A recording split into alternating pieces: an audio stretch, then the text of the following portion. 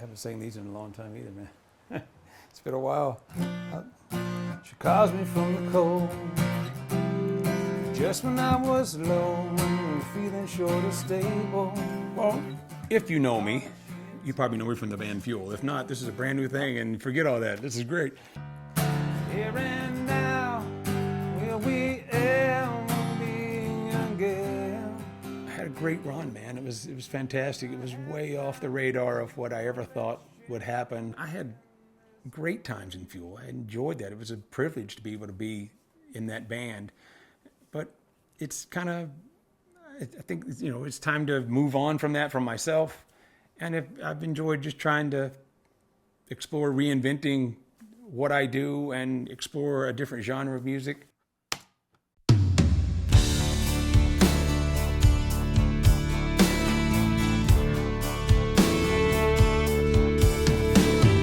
'57 Chevy, mom and 3 kids in the back. Me on your lap, driving church to home.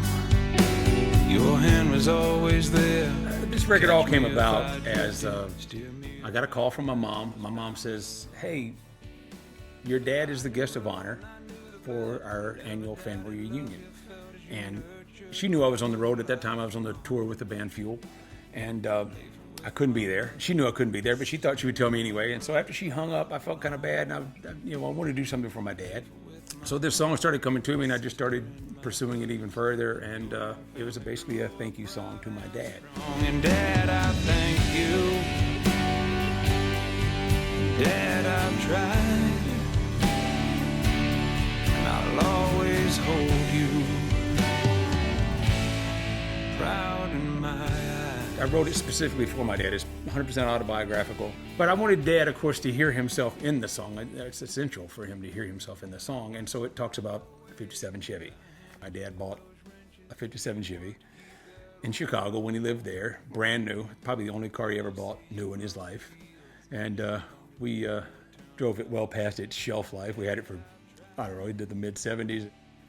One of the lines in the song is, I can see you across the field as you've come to take your turn on that old John Deere and that dirt you love to roam.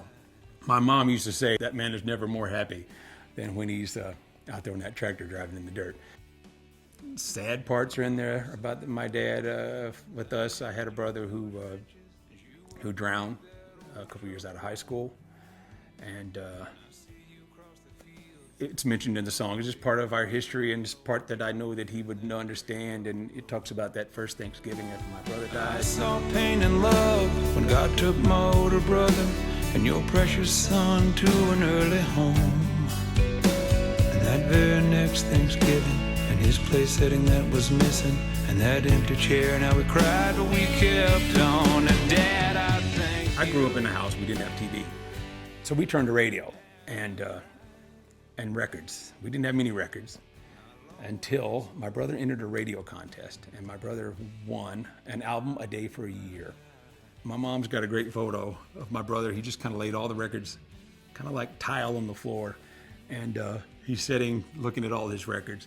On that floor is the Eagles and Emmylou Harris and Eddie Rabbitt and Neil Young Decades. And so this radio contest changed my life, because into my life now becomes, at my fingertips, all those great records.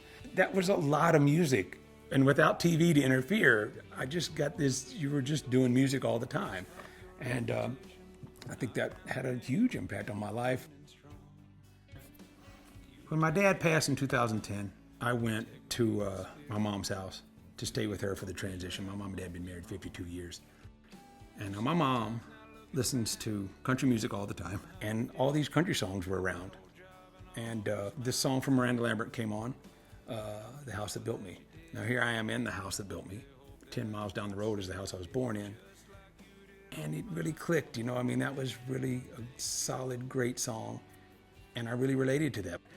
And so it kind of inspired me to write more country songs, more about my life, more about what because you can do that in that genre, which is beautiful about it. And I think that kind of one thing led to another. I started writing more and more country songs about my life on the farm, and just, this is what I knew. This is in my DNA. Country is where I'm from. And so it just all made sense. And I said, I'm going to pursue this. It felt good to kind of reinvent yourself. You felt liberating to kind of do a different kind of music. There's a whole different pool of content you can draw from now. This is the mix of the song that's on the track. It's a song called Kiss. And girl, you look just like a perfect angel. Every guy's head turning. I can isolate stuff. Everything on the record you hear is me. Every vocal, every instrument you hear. Add a drummer, come in and replace the drum programming, Kevin Safera. Just Kevin Safera playing by himself. There's two guys on this record. It's me and the drummer, and that's pretty cool for me. My vocals by itself. And again, this is exactly what's on the record.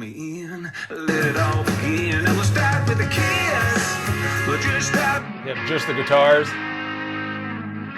Just for the chorus. I hope people just hear the record and say, it's a solid record. It's good music. It doesn't forget the genre, forget whatever it is. If you like it, it's just good music.